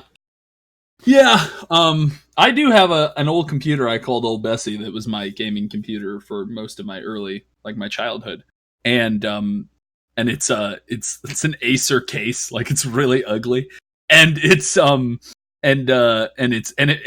on Windows Vista, and I love starting that thing up. It's so much fun. Speaking of incompatibilities, since I don't want to get onto this quite quickly because I'm not sure how much longer we have. I mean, I have, I have like stuff, but we can taper it out. So this should be our last topic. Okay, cool. So I don't know what to play next on stream. I have actually. It's kind of going to be a two-part topic. So first of all, I've been doing some Deus Ex Human Revolution speedruns. Yeah. So last time I streamed anything that wasn't WoW or Borderlands, which are my scheduled streams. Last Tuesday, I played Deus Ex. I played through the entire director's cut, including Missing Link, in about 3 hours, which isn't a competitive speed running time, but I didn't do any. It was glitchless. It was completely glitchless. Then it was second playthrough and stuff like that. And part of me wants to keep doing that because I recently, yesterday or the day before, I started practicing the clips, like the clip through walls stuff that you do with the Deus Ex Human Revolution speedrun, and I can actually do them. So I wasn't expecting to be able to do them, or at least without like days of practice. But I can actually do most of the big ones, and so I'm wondering whether I should keep streaming Human Revolution speedruns and see if I can get like an hour and a half time or something, or something that's like vaguely competitive, like to the point where I'd need to optimize to get it to like a proper level, right? Let me do the big stuff that cuts out all the like hours of gameplay, and then and then leave the optimization because I'm just not dexterous enough to do it, like the speed hopping and the little 10-second time saves, playing the game in French because it's like 30 seconds faster, stuff like that. Or I was thinking about maybe getting the 7 achievements I don't have in the game. A few of them are interesting. The one I don't really want to do is Factory Zero. Have you played Missing Link, the DLC? I haven't yet, no. Okay. You have to play through the entire DLC without shooting a weapon or using any of your, investing any points in augments. Jesus.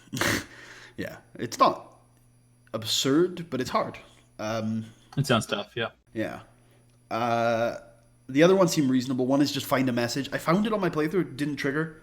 Don't know why. I'll try and do that again a couple times. Foxiest of the Hounds, which again I should have done during my playthrough. I swear I didn't trigger any alarms, but there are some like forced alarms that might have fucked it up. There are apparently some bugs with that.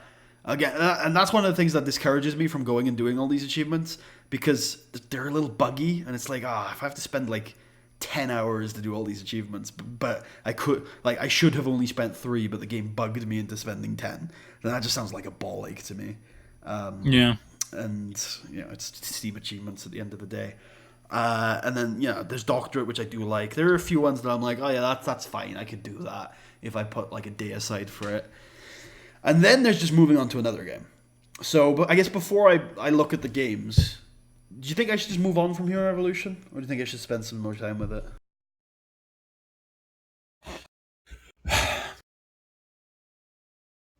Do you think you've built up like a decent audience for those streams? Oh god, no. Okay. Do you feel like you really still enjoy it?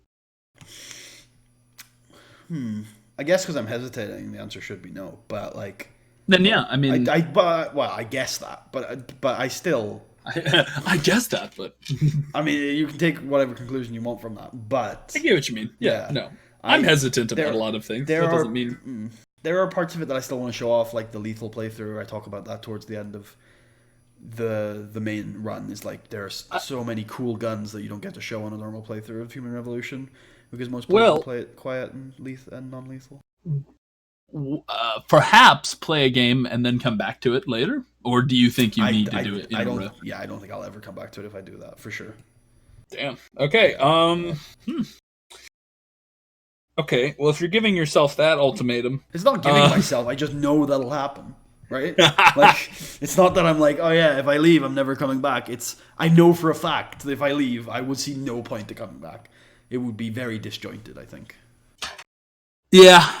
I think if you still enjoy it and you don't think you're going to come back to it ever again, then I say continue with Deus Ex for a while. I think if you don't continue, what would the other game you were thinking? Okay, so let's go through the methodology. The first thing is I don't really want to play a game with minimal or no voice acting on stream. And the reason for that is I'm able to keep myself mentally a lot more into streams if they're not successful, if the game does a lot of the heavy lifting. And I don't necessarily care that much how well they do, but there's still a mental element to it, right? And so if I'm playing a game and I have to do all of the work, like, for example, one of the things I was planning on doing originally when I saw it came out on Steam was the Phoenix Wright trilogy. But the Phoenix Wright trilogy is a long game for one thing. It will be quite a long one. And I have to do all the voice acting for the entire time. Right. And I just think doing that, if the streams don't do well, if the videos don't do well, I'll get discouraged. And if I'm putting all that effort into it, and it's like an hour in, and I'm like, I'm not feeling it, I'll just say, fuck it, I'm heading off for the night. Whereas with Deus Ex, it was very easy because the game does a lot of the heavy lifting for me, because I can just go into a long conversation, and that's like half of the stream is NPCs talking, and so I can just bang out 2 hours, stay consistent with it, which I think is important, and I still enjoy myself because I don't have to put all this effort into it. I can just sit back sometimes and just enjoy the game. So I moved on to more high voice acting games, and I'm still open to any suggestions of any games you might have that you think I like or that I might like, because I'm willing to play stuff I haven't played before. Or that you might hate in a fun way. No, I'm just kidding. Continue. So I have currently settled on 2 games that I want to play, potentially. Okay. And that's Tales of Symphonia and Tales of Vesperia. Tales of Symphonia is kind of the classic of the Tales series. It's what I think most people. I think it's the one that's probably done the best in the West, and it's kind of the original of what I would say is the Symphonia formula. And then Tales of Vesperia is kind of the third game in the Symphonia formula. It came a few years afterwards. It's in the same kind of vibe as Symphonia, but it's evolved mechanically and obviously technically.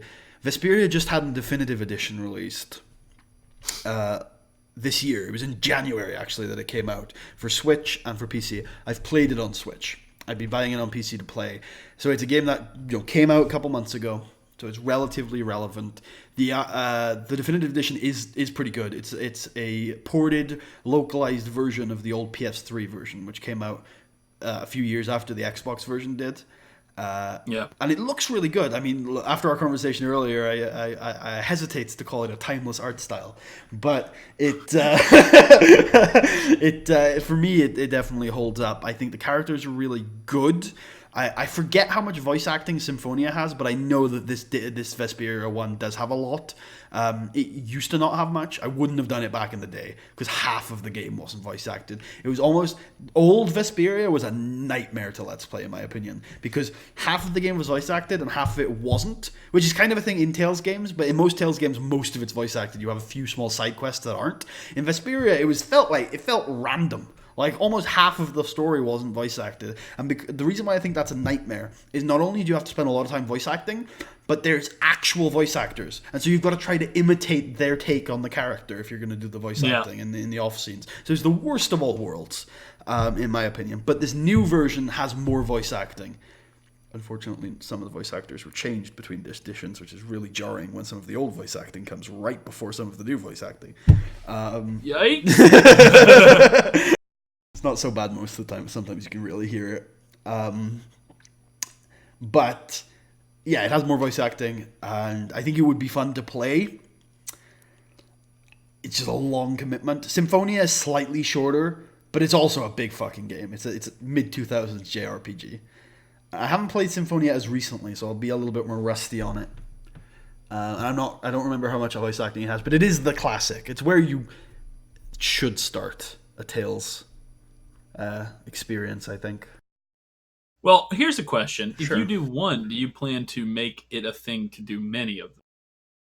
As you said, start a Tales experience. Is your idea to go through more of the Tales games, or just one of them? Well, the thing is, I would like to. I'd like to play Vesperia and Abyss, which isn't on a Let's Playable system at the moment. Abyss is on PS2 and 3DS now.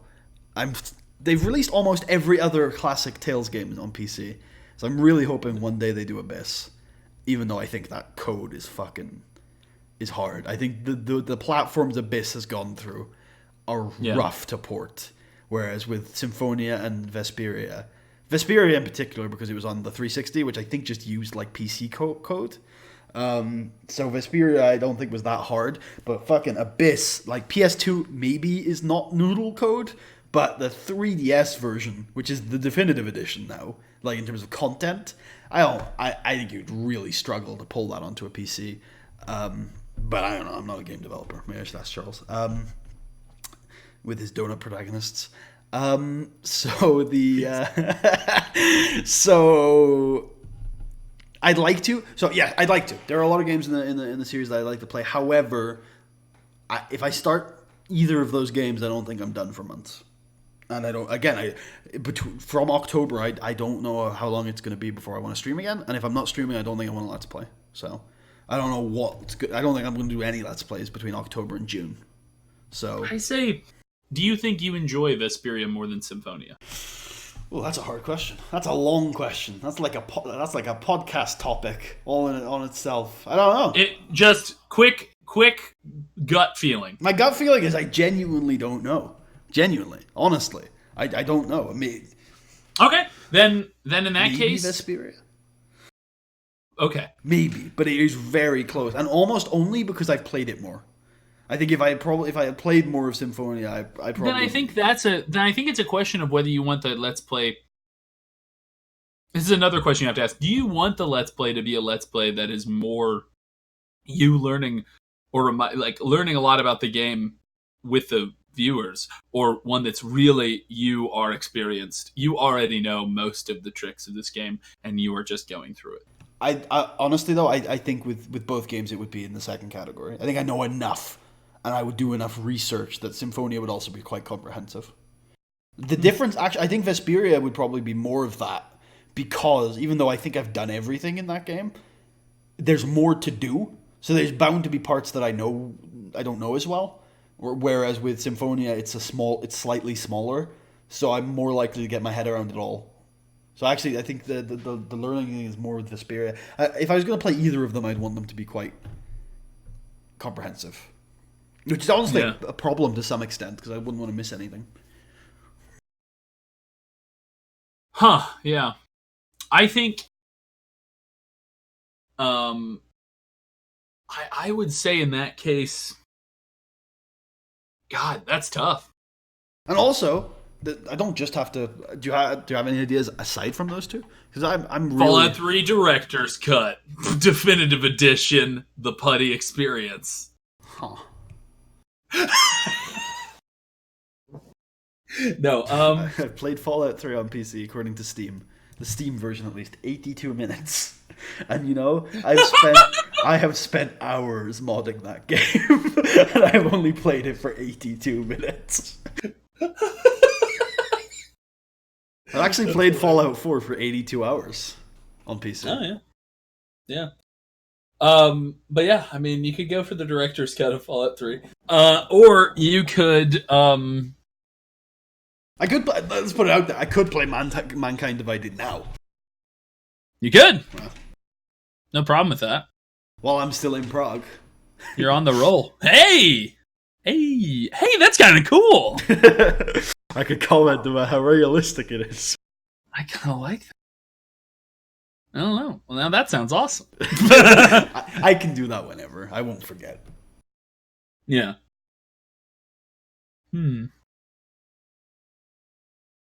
Yeah, I honestly think... That's why I wanted to come on here and have a chat about it with you, because I thought you might have ideas, and it seems you definitely do. I do? It seems like you've mentioned Fallout 3 already. Oh, that was kind of a meme. Was it? I thought it seriously. I don't think that's a terrible idea. You don't think it's a terrible idea? I don't think it's a terrible idea. I mean, the last time you played Fallout 3, you stopped playing it because of how miserable you were. Did I? That was part of your reasoning, I think, at the time, yeah. Why do you think you stopped playing Fallout 3? That's probably more accurate. Wasn't it actually, like, it wasn't legit 7 years ago? I don't remember. Okay, I think it was because you literally... I mean, I remember from the videos that you would say like, "Oh man, I'm just really having trouble getting through this game." It's like, you know, like, and you kind of meant like it was boring you, right? Like you were bored, and I think you were really wanting to play Fallout New Vegas more at the time, and you were kept saying like, we're just got to get through 3 so we can do the Vegas Let's Play. Like you just kept saying that. It's really brutal. So yeah, I don't know. Have you ever played Dishonored? I have, but not a lot. And I don't remember liking it. Oh man, that's rough. I know. Dishonored is one of those games that I've always wanted to let's play because I love it. Oh god, I can't believe you didn't like it. Oh, now I'm sad. No, I'm just kidding. Although I will say, now looking at Dishonored in my inventory and saying I haven't played it, because I own it. I bought it 4 years ago. Apparently. Do you have this with Steam? You own every game. You've never played it. No, I own every game. Yeah, no, every single game. I have Euro Truck Simulator too. I've played that game. It's great. I have played it for 5 hours. Wait, Euro Truck Simulator. I've played it for 10 hours. I have played the only game, the only video game in the last 5 years, I'd say, that I've played with my mother is Euro Truck Simulator 2. Oh my god, amazing. Right? Beautiful. We used to play the Lego games. Nice. But in the recent years, we've only played that. The only PC game I think she's ever played. Oh, no. Actually, back in the day, she used to play Looney Tunes Back in Action or something on the PC, or Lost in Time, one of those games. Nice. Yeah. Oh, shit. Yes. So, I think I might be actually confusing Dishonored that I might not have played with the remake of Thief, which I have played and I didn't like. I may have never played Dishonored. I don't know, but maybe I should try it. This is a quick thing about Steam libraries. After a while, your Steam library gets to the point where it starts to grow on its own and you're not even doing anything. Like, I'm looking through it. Yeah. I definitely didn't buy some of these. Well, maybe you probably bought a Humble Bundle. No, I don't. Well, maybe. Yeah, it might be. I could probably just forgot. But there's a bunch of games. Well, you probably did. You bought a Humble Bundle for 2 games, and then the rest came. Just happened. So I wanted to mention something. Fuck, you fucked me. Oh yeah, my Steam library. I still do not own Bad Rats. It is a badge of honor for me. I do. I know you do. It was bequeathed to me. I think it was me. It was. Yeah, that was the meme. I think that also I still don't have Left 4 Dead 2, I don't think, which is like that's weird. I know. That's like a PC staple. I know. I don't have I have Half-Life games. I've never played Half-Life. What? Yeah, I've never played Half-Life. Okay, maybe you should do that on stream. Maybe you should play the original Half-Life on stream. Oh god, that would be fun. Well, fun for me. I don't know if you'd enjoy it. It's a really old game now. It's aged. I don't think it's aged as bad as Deus Ex, but it's aged. Oh, when you said that, I thought you meant Human Revolution. I was going to be like, oh, you meant the original. Oh, no, I meant the original. I don't think the original is aged that badly. It just looks real bad. However much it's aged, I don't think Half-Life has aged as much. Because it's, it is pretty easy to play or pretty intuitive. But it is pretty old. I could also play the classic Fallouts. You could start with Fallout 1, although, God, that would be buggy. Yeah, Fallout 2. I remember I played recently. This brought up a topic on the podcast we were doing at the time. I remember talking about this with you very specifically on a show, or maybe it was just in person, where I was very worried because my playthrough of Fallout 2 made me think that we were very close to that game being lost to time, because it was very difficult to play Fallout 2 at the time. I think, honestly, well, no, and I remember you said, and it's becoming that way with 3 and New Vegas. I think I was worried that it might eventually. I don't think I was... Well, because I was like, no, that's ridiculous. And then I went to try to do a stream of Fallout 3, and I completely failed. I didn't successfully get it off the ground. So that's one reason you may not want to do 3, is that I couldn't get it to work. Yeah, I'd be worried about that too, to be fair. I would be worried about that. Because I remember when I was modding it was a little bit... You could always do... Yeah, I mean, going back to Dishonored for a moment, sure. I mean... I know you have a thing, you don't like to do blind Let's Plays, right? That's not a... It's not that and I'm definitely not opposed to doing them, especially now that I'm streaming. That definitely is on the table. But I mean, look, I do have... I could go into my thoughts on blind Let's Plays. But I think it would be irrelevant here because I'm willing to do them. Yeah. We've talked about them before. I think I understand some of your thoughts on them. But if you're willing to do them, I do think Dishonored's a really good game. Dishonored 2 is an even better game. That's a sequel? What? Oh, it has a sequel. It does have a sequel, and in my opinion, it's a better sequel. I think oh man, but I often think that the sequel's better, and other people don't. So who knows? But I do think Dishonored, the first game, is very good. It's probably also the best thing I can say about it is that before I played Dishonored, I hated steampunk as a genre. Like, I did not like it. I thought it was goofy and weird and just kind of, it was like to me it was laughable. I just didn't think it was a very cool Wait a minute. genre. When did you play Dishonored? Dishonored? Like 6 years ago? Isn't the BioShock games pretty steampunk? I would consider BioShock retro futuristic, more in the line of Fallout, but that's just me.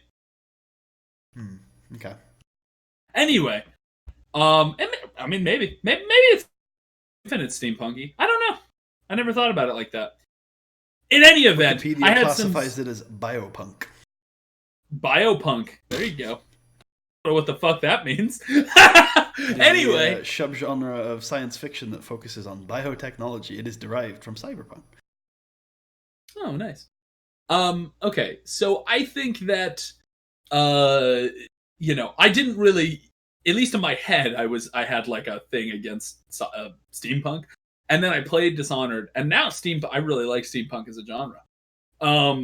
So it very much changed my opinions on steampunk, which just because I liked the game so much, I kind of fell in love with it. So through that, I kind of had to fall in love with steampunk, or else I'd have some sort of cognitive dissonance.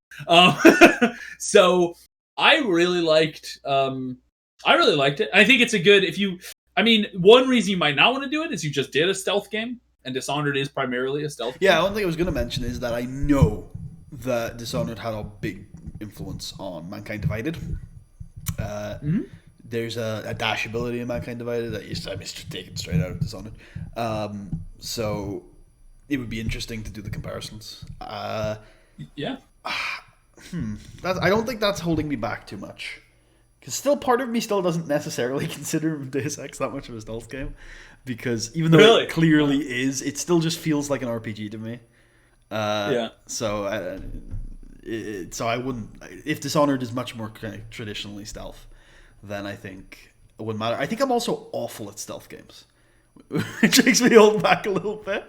But maybe I am interested.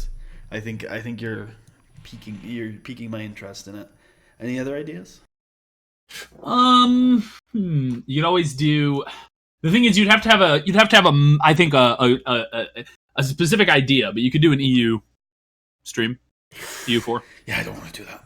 I definitely don't. I'm past Why that don't you want point. to do that? I'm past that point in my life now, I think. I thought that about Football Manager a few years ago, and I changed my mind. But like, I haven't played EU in a while.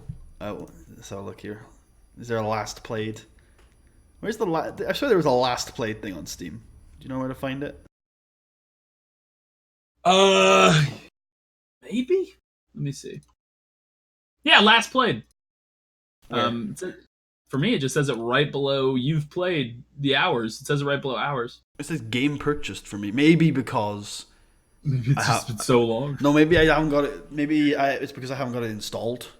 Oh yeah. I haven't played it on my new PC, so I haven't played it at least since last August. The problem with EU too is that you've got to buy like 7 DLCs when you come back to playing it. I'm pretty sure it's probably. Maybe they've stopped supporting it. You might know, but I'm pretty sure they have a bunch of DLCs that have released since I last played it. No, that's another problem.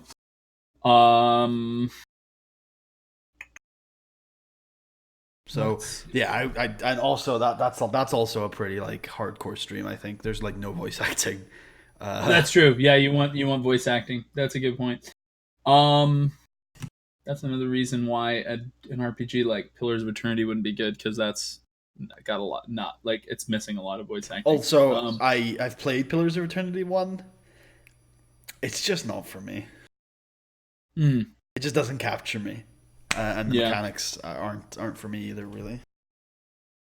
Unfortunately, I think I know what it is. By the way, I think I like isometric RPGs when you're controlling one character. I'm not into the party thing.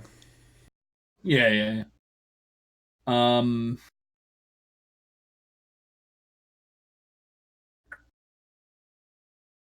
God, yeah. What the fuck are all these games? Okay, anyway, so many of these. I don't know what they We should are. also. I know we can't do it on a regular basis, but at some point we should just do a stream.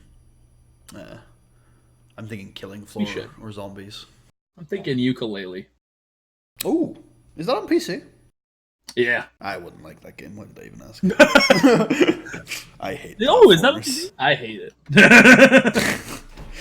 You don't like Ukulele? I don't like Banjo-Kazooie, so... Oh, fuck yeah, you hate it. It's awful. The worst. I think the only platformer I like is Spyro, but that's only because I played it as a kid. You could always tip your penis into the Assassin's Creed series. I've played a lot of Assassin's Creed, actually. Well, I mean, for your channel. Yeah, I like it. The only problem is I'd have to play it on Uplay. I think. Wait, do I have any Assassin's Creed? They have it on Steam, bro. They do, but I think I have all of mine on Uplay. Oh. Wait, well, that'd be a problem. No, of course I have them on Steam, because I have everything on Steam. I have Assassin's Creed 1, 2, and Brotherhood on Steam, which I think are the ones I like the most. Yeah, I mean, you could also... I heard... My Assassin's Creed 2 is telling me that I got it from a deluxe CD key, which I don't know if I believe. I think I stole this. No. when you find a game that you apparently installed via CD and you bought it 5 years ago according to Steam and you've never played it. Yeah. This would obviously cause you to have to invest in it, but that's fine, by the way. Like, that is not a Tales of Vesperia. I do not currently own on PC. So okay. Well, I was gonna say I haven't played it, to be fair, but I want to. I have heard fantastic things about Assassin's Creed Odyssey. It's apparently one of the, from what I've heard, one of the best games they've ever made. In terms of the storytelling and just the... My problem with believing that, is that the rhetoric around Black Flag was similar, and I played Black Flag, and it didn't hold up to what the rhetoric was for me. So I just don't believe Assassin's Creed fans anymore. So, and yeah. I also don't think the games are that good. They're like a guilty pleasure game for me, right? So if it's... And often, video game fans these days, what I imagine is it's a really grand and epic story. And that's not what I want out of Assassin's Creed. I want a very simple thing where I run around being an assassin in a city. Maybe it is a return to its roots. But I would imagine it just looks really pretty and the story's really good. And I just don't think that's what I want from Assassin's Creed. Yeah. Well, I can't really... all I know of it is from one review that I watched, so I can't defend it. What did it praise? Did it praise the story and the world? It praised the story and the quest design. It compared the quest design to Witcher 3. That's the game I should also play. I've played Witcher 2. So it argued that this is the first Assassin's Creed game that is actually an RPG. That was the point of the review. That's a pretty good review. Yeah, I enjoyed the review, but I can't really speak that. You enjoyed the review. Exactly. I'm literally giving you this recommendation on a review. That's what I mean. So I can't really. I wouldn't buy $60 just based on what I've told you. If you're interested, I would do some research yourself. I'm going to completely ignore that, but only because I'm not convinced. But that conversation did make me think. I still haven't played The Witcher 3. And maybe I should play that. Yeah. Witcher 3 would be a fantastic game. Have you played The Witcher 3? No, but I want to, and I own it. Give it to me. Okay. You know what the crazy thing is? Is it's cheaper than the fucking Phoenix Wright trilogy. That's weird. Steam right now. What is the Witcher 3 is $40? Yeah. And it goes on sale a lot. Well, At least a decent amount. But I obviously you can't wait for a sale. This is like a now thing. Yeah, I mean, also, I don't know. It's very weird because they offer the Witcher Trilogy bundle, which has a bundle discount. But I don't own. I own the other two Witcher games, so even though I own the other two Witcher games, I can buy the bundle. And Steam does this thing where if you have stuff in the thing, it knocks down the price, right? Yeah. The bundle for me would literally just include Witcher 3. And it's still 10% off. So there is no reason for me to ever buy it separately. I would just get 10% off. I'm literally just buying The Witcher 3. But because I'm buying it as part of a bundle, I get 10% off. That you just like fucking owned the noobs there, bro. You got it. Well, I'm probably going to get the Game of the Year edition anyway, if I'm going to play it. I think. Have you seen that Phoenix Wright remake? By the way, have you? I forgot what your relationship is with the Phoenix Wright series, if at all. Almost all of it is from what I know through you. I played the very first case of the very first. That's my entire knowledge of the game, basically. The remake sprites are pretty fucking up, bros. Go look it up on Steam and look at the sprites. I am. They look pretty nice. Yeah. Damn, this is nice. Yeah. This is good looking. Yeah, I wouldn't mind getting it. Wait, the trilogy's $30. Yeah. Wait, $30? It says here it's $30. Oh, it's £30.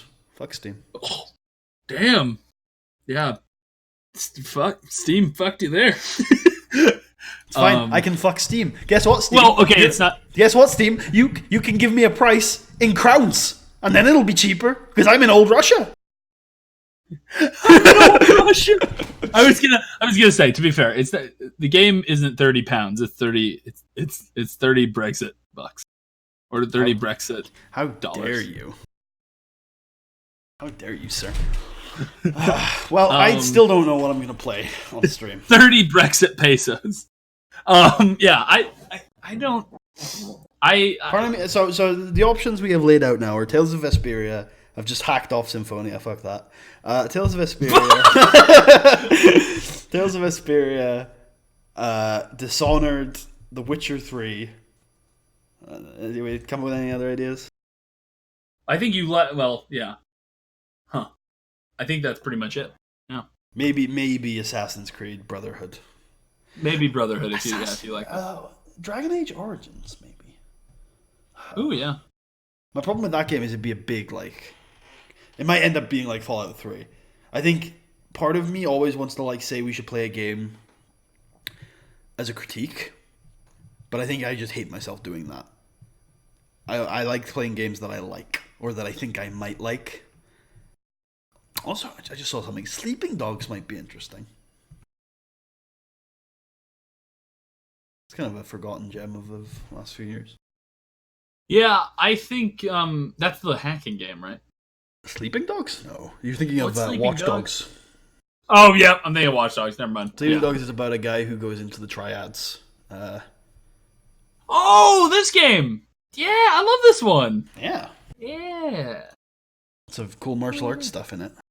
Yeah, no, this is a great one. Yeah. Could also play good old Shadow Warrior. Not a lot of voice acting in that one, though. Just a lot of killing things. Shadow Warrior is a great game, though. I think out of the classic shooters that have come out over the last 10 years, and obviously you play a lot more of them than me, so you'll have a different opinion, because you'll just have played more of them. Shadow Warrior is still the one that I was totally into. I've played Doom now. I still prefer Shadow Warriors is a lot of fun. Yeah. Shadow Warrior. Yeah, I agree with you there, that it is crazy fun.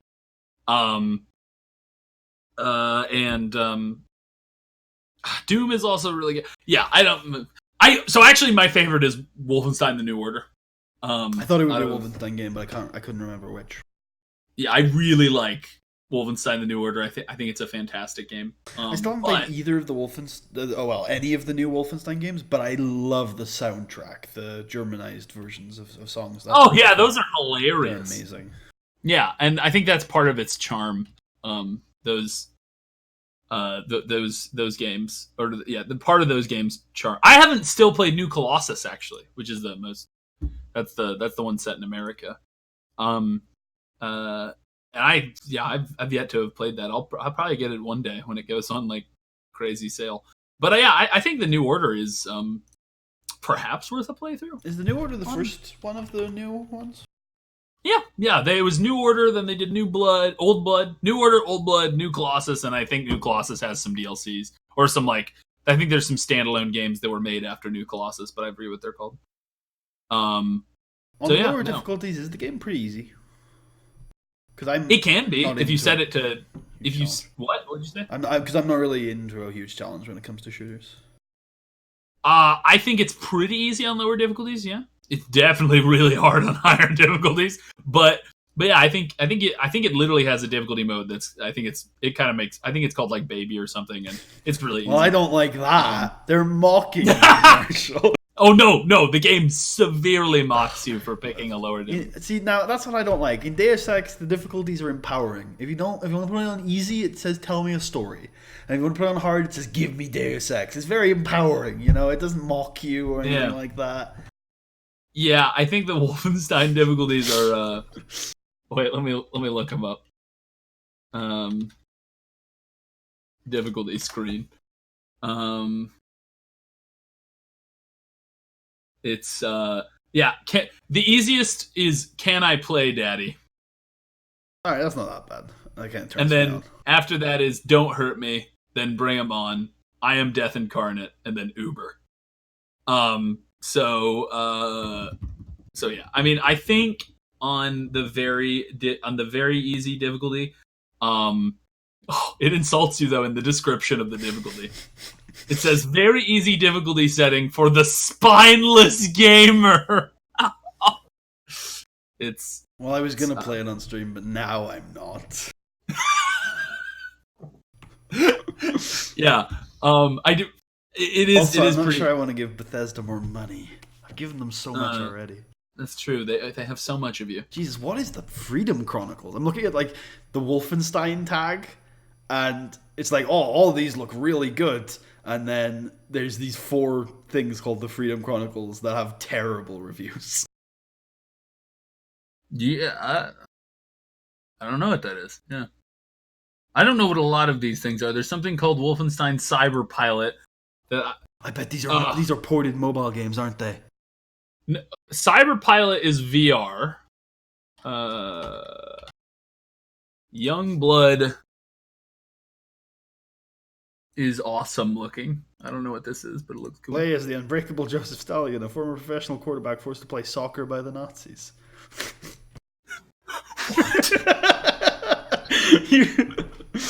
I know, it's called football. I'm interested. I like how that game is the same price as the New Order and the Old Blood together. Yeah, that's weird. I'm very close to saying I want to play New Order on stream. Really? Yeah, it has been something I've been meaning to do for a while. I mean, I think here's the real benefit of it, and I think this is where it has a big advantage over some of these other games you're proposing. If you end up not liking it, or if it ends up not being the best thing ever, it's actually not that long of a game. Oh. So it's not gonna. Hello? What? I said, oh. Oh, okay, yeah. So it's a decent size. You played Human Revolution, right? Yeah. Yeah. What's the comparison there in terms of length? Let me check. I think New Order's probably like 10 hours shorter. 10 hours? Maybe that's an oversight. It's shorter, I would say. Human Revolution took me about 15 on Let's Play. So with the really? With okay, the well, DLC. okay, no. Then no. I mean, it's not gonna be that short. It's not gonna be 5. I was like, does he? Well, to be fair, I was playing quite efficiently during the Let's Play, I would say. So maybe like you were talking normal playthrough. I think Human Revolution probably runs you 30 hours on a normal playthrough, probably. Yeah. So would you think this is around 20?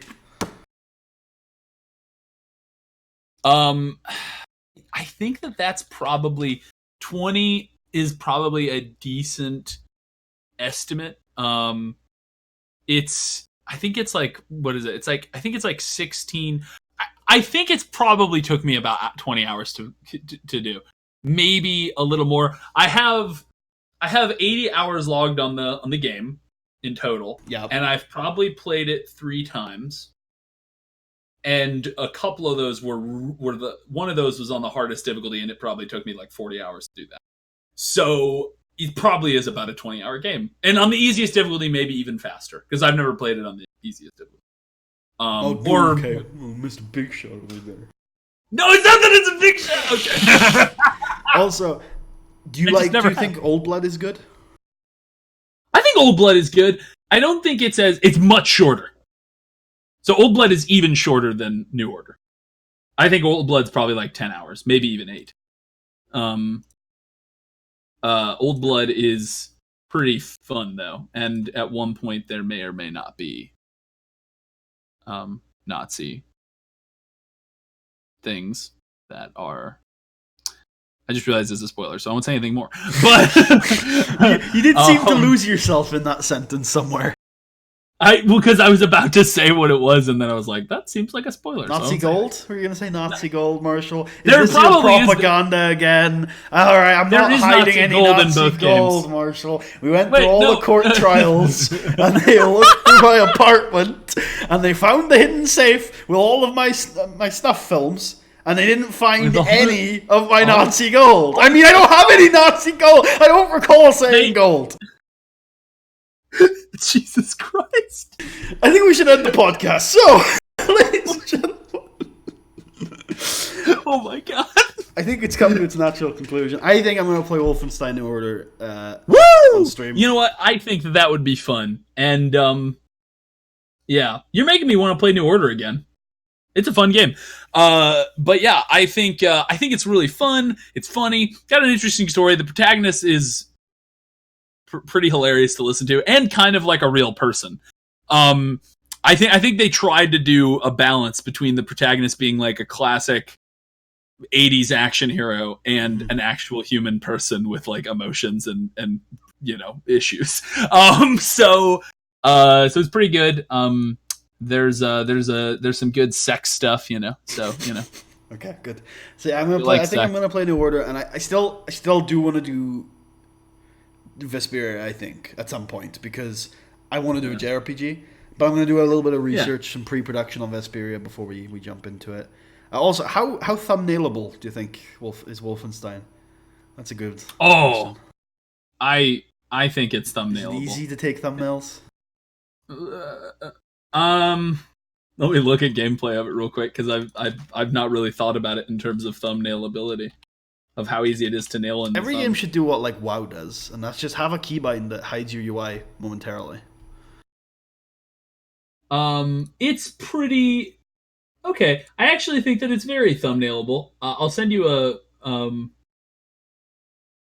Here's a picture of it, and actually the UI is not that intrusive. So you could probably even like easily like take. This is what I do sometimes. Is like in Photoshop, I'll take a blur tool and I'll just blur it, so it kind of looks like a. That's a lot less lazy than what I've been doing with Borderlands lately. Oh, that's nice. That's a very low. That the UI is very, very, very unintrusive. The guns are just fucking huge. Well, yeah, the guns are always gonna. Well, the guns aren't always there. If you catch it during a dialogue or when he's not fighting, because there are some times where you're not shooting people to death. There are nice. There are, yeah. There's definitely some fun stuff. So, there's also bonus levels if you can find them. They're hilarious. It's like there's literally bonus levels where they're hidden areas. Is there a hidden cow level? What? Is there a hidden cow level? No, I don't think there's a cow. But it's a hidden level where you enter the old first Wolfenstein game, but you have the guns and like the controls from this one, and so it's really weird. So yeah, I think that this is definitely a fun game to stream, and yeah, very unintrusive AI, giant guns, massive guns, 2 of them at once.